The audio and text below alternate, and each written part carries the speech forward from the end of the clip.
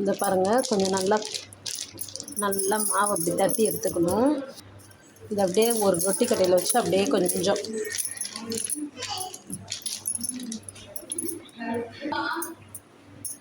இது பாருங்கள், கொஞ்சம் மோட்டாவாக ரொம்ப மெலிசாக இருந்தால் நல்லா இருக்காது.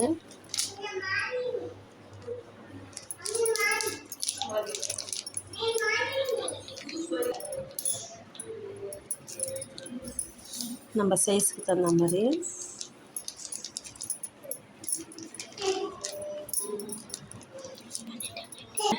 இந்த பாருங்கள், நம்மளுக்கு வேணும்னு எடுத்து போட்டாச்சு. உருண்டையாகவும் போடலாம், பால்ஸ் மாதிரி. இந்த மாதிரி போட்டால் கொஞ்சம் சேஃபாக நல்லாயிருக்கும் பிள்ளைங்க சாப்பிட. பாருங்கள், அப்படியே ஒன்று ஒன்றா எண்ணெயில் போடலாம்.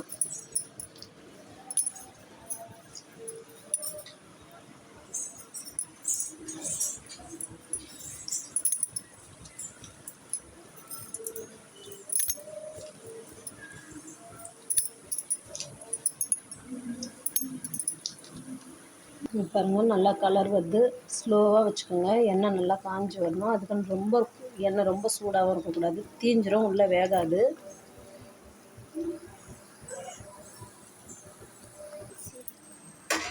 இந்த பாருங்கள் ஃப்ரெண்ட்ஸ், நல்லா சூப்பராக இருக்குது பாருங்கள்.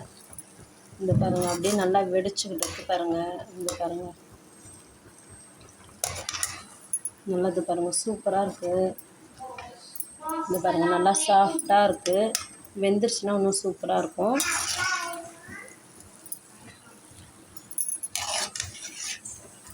ஆற வச்சு சாப்பிடுங்க, நல்லா மொறுன்னு நல்லா சூப்பராக இருக்கும். இது ரெடி ஆகிடுச்சு, இது எடுத்துடலாம்.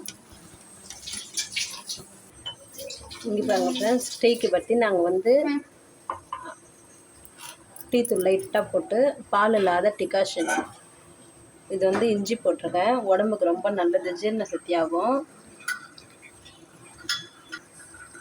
நல்லா தண்ணி கொதிச்சு வரட்டும், லைட்டாக டீ தூள் போட்டு இறக்கலாம். சும்மா லைட்டாக டீ தூள் போடுங்க, அதுலேயே ஸ்ட்ராங் ஆகிடும்.